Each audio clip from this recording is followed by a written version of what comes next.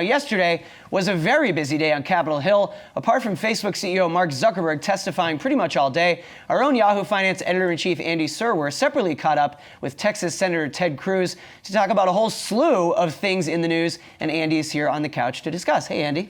Hey guys, how's it going? What did you get into with him? So much going on, especially after Ted Cruz was just recently in China. Oh, you didn't even mention the GOP congressman storming the congressional hearings that Adam Schiff was holding. That was another little bit of drama. So there was a whole lot of stuff flying around. I did catch up with Ted Cruz, and we spent a lot of time talking about China and the NBA, which we'll get into a little bit. But we also talked about Boeing because he's holding hearings on that company next week. We talked about impeachment, and then we talked about the big tech giants. So here's part of that conversation. Take a listen. Well, I'm very glad we're going to be hearing from Boeing's CEO. I think it's important for Boeing to lay out and reassure the public, number one, what happened to put the 737 MAX out in the air without the safety protections that were needed. I mean, we've seen in 6 months 2 tragic accidents, both of which appear preventable. 346 lives were lost, and I think it is critical that the flying public have confidence in the safety and security of our planes. I chair the Aviation and Space Subcommittee in the Senate Commerce Committee, and Texas is home to tens of thousands of aviation jobs. We depend on aviation for commerce, for transportation. It's vital to Texas and to the whole country. If the American public isn't confident of the safety of planes, that does enormous damage. And if you look at the 737 MAX, what we know is that they put in a new software system, an MCAS system, that adjusted the nose of the plane downwards when the angle of attack got too steep. And at least one of them, we think what happened was a bird strike sheared off the angle of attack sensor so that it read that it was basically pointed up too high, and so it began shifting the nose down. Now, unfortunately, the pilot training didn't explain any of that to the pilots. Not only that, but it used to be that when you pulled back the yoke, it would disengage the stabilization. On the new 737 MAX, it doesn't disengage. It doesn't disengage that stabilization, and they didn't tell the pilots of that change. That is highly dismaying. I think that this hearing next week, we're going to see a lot of questions about why did this happen? What broke down in the regulatory process? Was the FAA too cozy with Boeing? Was there industry capture? And what can be done to make sure these planes are safe, to make sure that the flying public, when you and your family go on vacation, when you get on a plane, that you know your family is going to be safe? Is it possible that Muhlenberg should have to step down? Look, that ultimately is a decision for Boeing's board and for their shareholders. But I do think, we saw just in the last few days internal texts and emails at Boeing suggesting very real concern among Boeing employees that safety was not being made the priority it should be. That is an enormous problem in an aviation company. Right. And look, to be clear, flying is still the safest way of traveling. You're safer in an airplane than you are driving your car to the airport.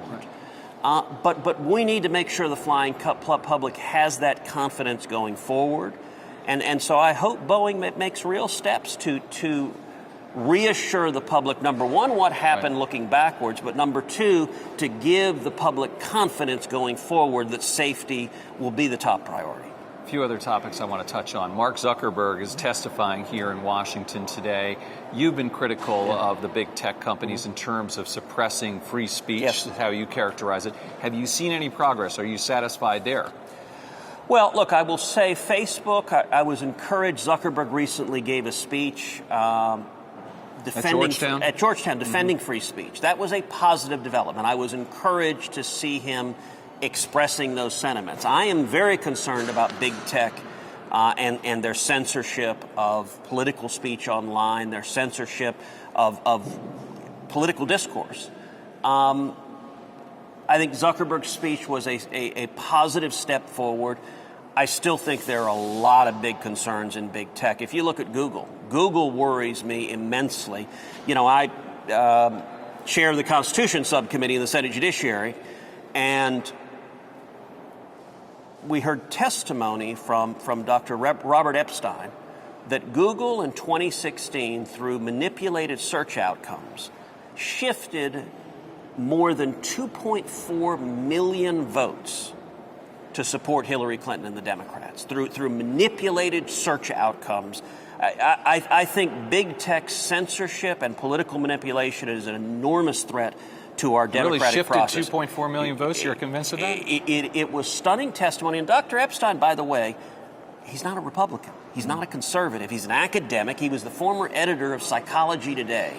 And what he conducted was empirical research where he had people who were engaged in Google searches and seeing what the outcomes were. And what Dr. Epstein testified, he said he personally is a Democrat. He's liberal. He voted for Hillary Clinton. He wanted Hillary Clinton to win, and he publicly supported her. But he also doesn't believe big tech should be manipulating our election results. And so his testimony, I think, was enormously troubling. And I'll tell you the aftermath of it. So after his testimony, Hillary Clinton blasted him, which Dr. Epstein has since told me he was really startled. As I said, he was a Hillary Clinton supporter, and she just unloaded on him and said, well, his research is debunked and discredited. And I will say, much to their discredit, an awful lot of media outlets simply repeated her baseless accusation that his research has been debunked. It hadn't been debunked. It's careful empirical research by an academic, and it poses a real threat to our democratic process. Speaking of meddling in elections, you've said that it's absolutely the case that foreign governments should not be meddling in our elections, China, Ukraine, and Russia, and yet at the same time you've called the investigation into meddling by Ukraine and Russia a witch hunt. So can you square those things for me? Look, what is happening in the House right now is not about facts. It's not about what happens. Unfortunately, an awful lot of congressional Democrats from Election Day in 2016 have wanted to impeach the president. They hate the president, and they want to impeach him. And, you know, it reminds me of Alice in Wonderland. Verdict first, trial later. We heard for months and months and months, Russia, Russia, Russia. It was all about Russia. The Mueller report came out, and the allegations that had been made, they weren't true. So now it's shifted to Ukraine. We're hearing lots and lots of Ukraine, but it'll shift to something else because the Democrats' objective, it's not based on facts. It's not based on what happened. They simply they're mad at the American people for electing President Trump. They want to undo a democratic election. If you disagree with someone politically, there's an avenue to do something about that. You beat them at the ballot box. You don't try to throw them out of office. And I think what we're seeing in the House right now is a partisan circus. And maybe we'll see 12 months from now what happens, right? Indeed. And then that's the beauty of our democratic process, is that it's ultimately up to we the people to make those decisions.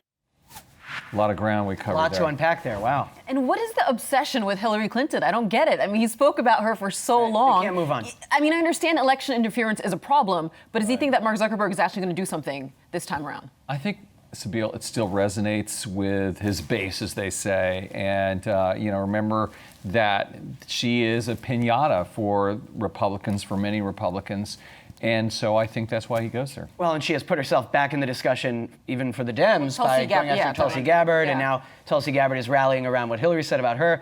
Kind of a mess. Just briefly, I know that you also spoke with Ted Cruz about the NBA's kind of crisis in China, which I think has become such a big story because it's just a microcosm of the larger story. It's not just the NBA, it's Apple, it's Tim Cook, all these American companies that do business in China. And Ted Cruz looked like he kind of came out swinging against what the NBA has done so far. Yeah, and I was curious about why Ted Cruz picked up on the NBA until I realized, of course, that the Houston Rockets are his hometown team. That's his team. That's his NBA team. And so it all started, of course, with the GM Daryl Morey's tweet. And he has gone after them, and he continued to do that. And I said, but hasn't the NBA sort of gotten in a better place with this? And he said, well, yes, it's true. But having said that, and then he went back. And then in another sort of funny moment, he said, you know who's a great American? And I said, who? And he said, Shaquille O'Neal. Because Shaq, of course, I think on a television program said that people should be able to speak their minds when it came to China. And so now, and you put this all together. I mean, you guys, this strange bedfellows. You've got AOC, Ted Cruz, Shaq, and Quentin Tarantino, who he also praised because he would not edit his film so it could be released in China. Right, exactly right. And so, but you know, that just shows to me the bipartisan support there is for, you know, not supporting what the Chinese are doing, if you will. Not many business leaders on that list, though. Right. Oh, Yeah, right. And he also criticized Bob Iger because Disney does, fix its films the way China wants. Right, and I sort of set him up because 2 days ago at the Vanity Fair Summit, someone asked Bob Iger about China. Can you talk about China in your business? He said, I'm not even going to go there because it's damned if you do, damned if you don't. He punted. And I asked Cruz, I said, is that capitulation? Even that, not commenting. And he said, of course it is. So, yeah, I mean, it is a tough place. Hey investors, Zach Guzman here. Are you interested in learning more about the markets and getting the latest financial news? Well, then click right here to subscribe to our Yahoo Finance YouTube channel. Get the latest up-to-the-minute market analysis, big interviews in the world of finance, and information on how to manage your money every day wherever you are.